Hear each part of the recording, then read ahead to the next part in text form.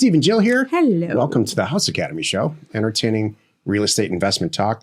I'm Steve and Jack Butala. And I'm Jill DeWitt, broadcasting from the Valley of the Sun. Today, Jill and I talk about Zillow's buying spree and how it's gone wrong. I feel bad. I don't. I know. I feel great. I know. It's true. But somebody's head's going to roll. Zillow is pretty much a household word. It's a place to go look at what's for sale for all real estate types. It's a place to go get data. It's a place to post properties if you buy and sell land. And it's been around for a while. I'll give all the stats here in the regular show, but they started in 2005 and as a tech company are a huge example of success. Yeah. And recently they decided to go buy a bunch of houses under the guise of, well, we have all the data. We're going to make better decisions. And it totally backfired. And I've been on record saying that they're what's called an iBuyer, which is it accounts for 1% of all the acquisitions for SFRs in the country, which sounds like a lot, but it's not. I'll get into the numbers in a minute here. I have numbers too, Oh, good. Just don't think that I can't come up with numbers.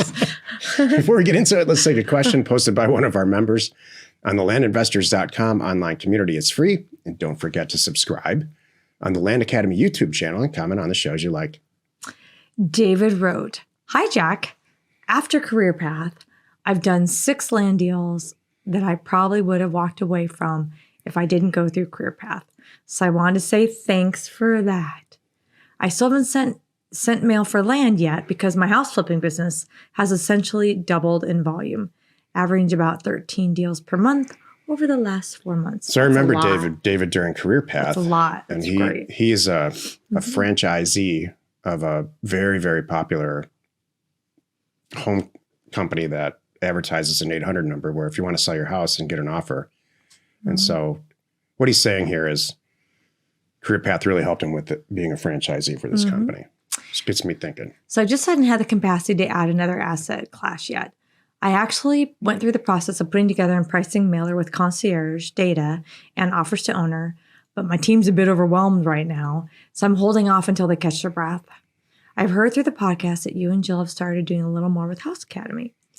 Right now, we're aiming to start that in the first quarter after I'm completely out of X company. I actually think it would be a little easier lift to add the land/House Academy process to what we're doing in the flipping business. Now, in a perfect world, my business would never rehab a house again. Kudos to that.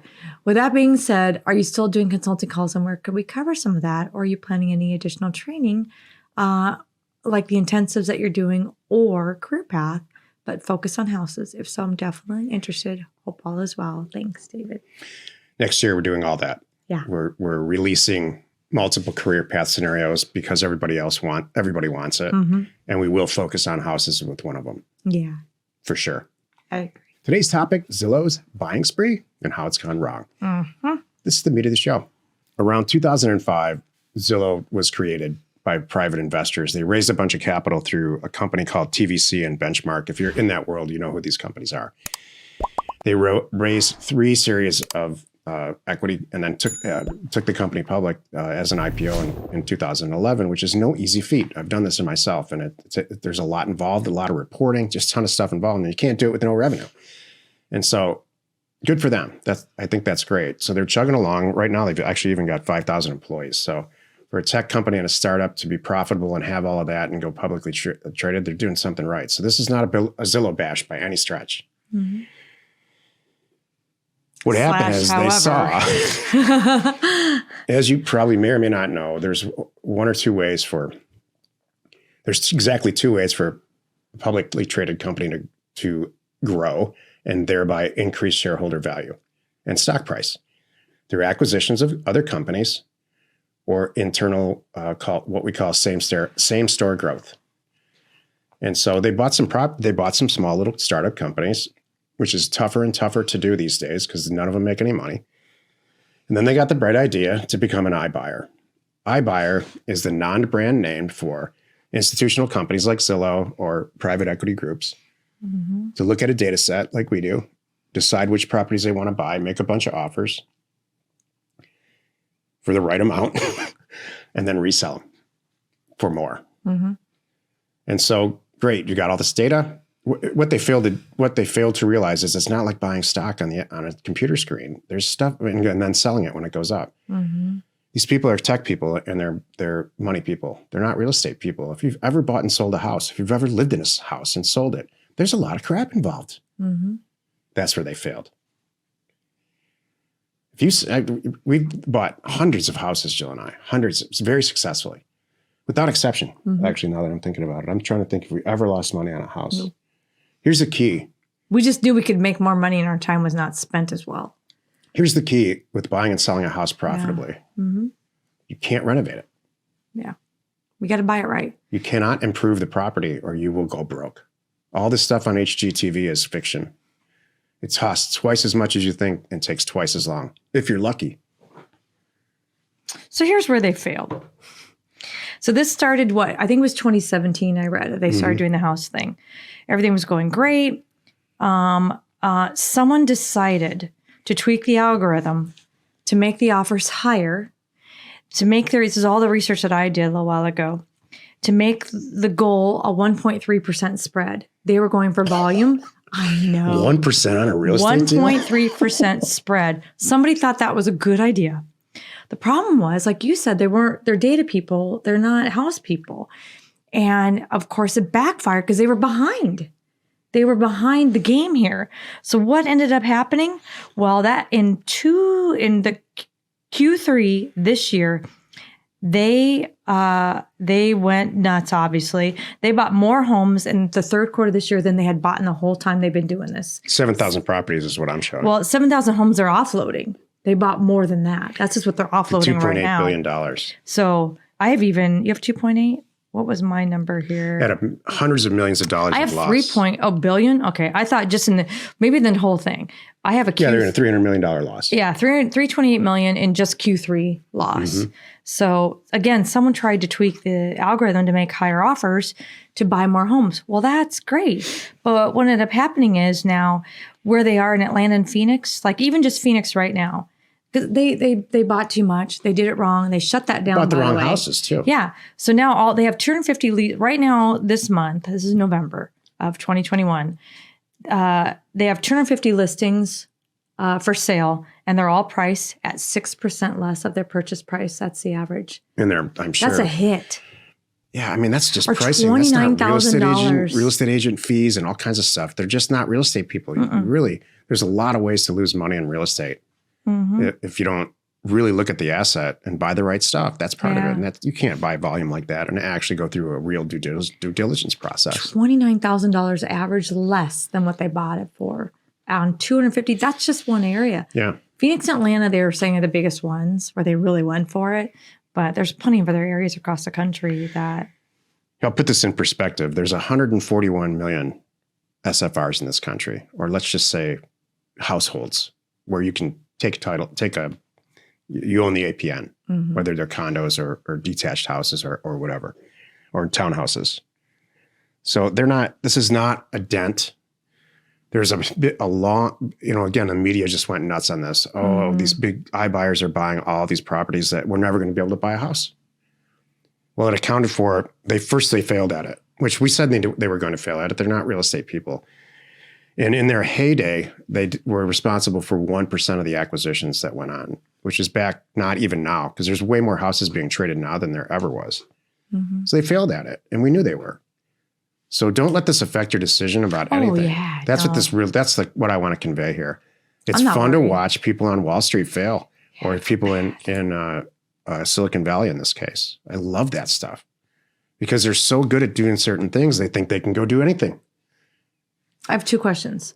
One is, how do you think this is going to change how the general public views companies like this? It's nothing good. That's what I'm saying. That's going to make them like me even more. Yeah. Like, oh, you're not a Zillow guy? I'm like, oh, God, no, that's not me. Would you rather buy a house from Joe or from Zillow? I mean, sell a house. Right. Okay. And then number two, could we pick up some cheap property from Zillow and make them some crazy offers? I think you've said that before over the last week since it's hit the media, and I'm almost like, hey, I'll buy that off you. I mean, I say, why mess with Zillow owns houses in markets that we like anyway. Right. They're going to get an offer. So I say, send out the offers like we always do. Yeah. If Zillow happens to call, great. If Great. not, I'd say, what else do you have? I know you have a lot.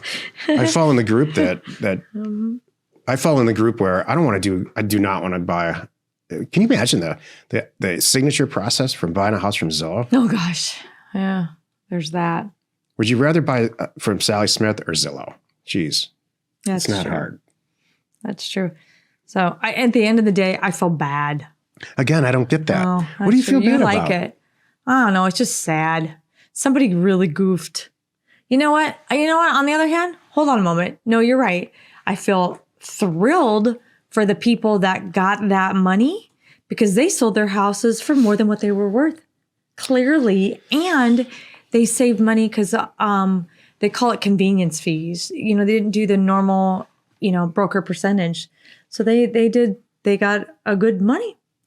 Let me try to shed some light on what this is like I've been involved in acquisitions for companies, huge companies and little companies, and ultimately myself, my entire professional career for 25 years. Some kid graduated from an Ivy League school, maybe an office building floor full of children that graduated from an Ivy League school. And they went into a board meeting and some old guy with gray hair like me said, we have raised, fill in the blank. Yeah. $2 billion. I want you guys to write an algorithm. Uh-huh. And they all got with their brains, they have no experience. Right. Their brains together wrote an amazing algorithm that said, yeah, we can justify this for 1.3% margin. Yeah. We're going to kill it. So, and then the old guy like me said, great, you guys need to spend about $200 million a month. And these are two hot markets. That's what the data says, Phoenix and Atlanta. Oh, kids, have you ever been to Phoenix or Atlanta? Oh, God, no, that's a flyover state. I would never go to Phoenix or Atlanta. I changed planes there. God, I've seen the airport 13 times. Yeah. There's a great lounge in the Atlanta airport. Oh, there we go. Flyover states. Yeah. And so they proceeded to go spend $200 million a month. They made their boss happy. Sure. They got a promotion, and it all ended in a fiery ball of tragedy because they never intended to do a real estate deal. They intended we need to buy. Sell them? Do you mean we need to look at this asset to see if there's mold? See if there's access? Is there even a house there at all? That's why. That's why I don't feel bad. Because I've been that snotty kid in the boardroom banging my chest saying, I can't fail at anything. I graduated from college. I got this great job. I'm a partner in a publicly traded firm. Never mind, I'm 24 years old. Snotty kid. Can't wipe my own nose. Thank you for not being a snotty kid anymore. And if you are, I'll let you know. I'm sitting in this seat because of decades of doing stuff wrong and thinking I was doing it right. And finally I said, oh my gosh, there's a lot to this. Yeah. You actually can't cut corners. You got to do it right. I agree with that one. Thank you. So no, I don't feel bad, Jill. Okay, got it. If you need access to any sort of ownership or property details, including owner phone numbers and FEMA flood map overlays, please check out parcelfact.com or neighborscoop.com. Created by investors, that's us, for investors like you.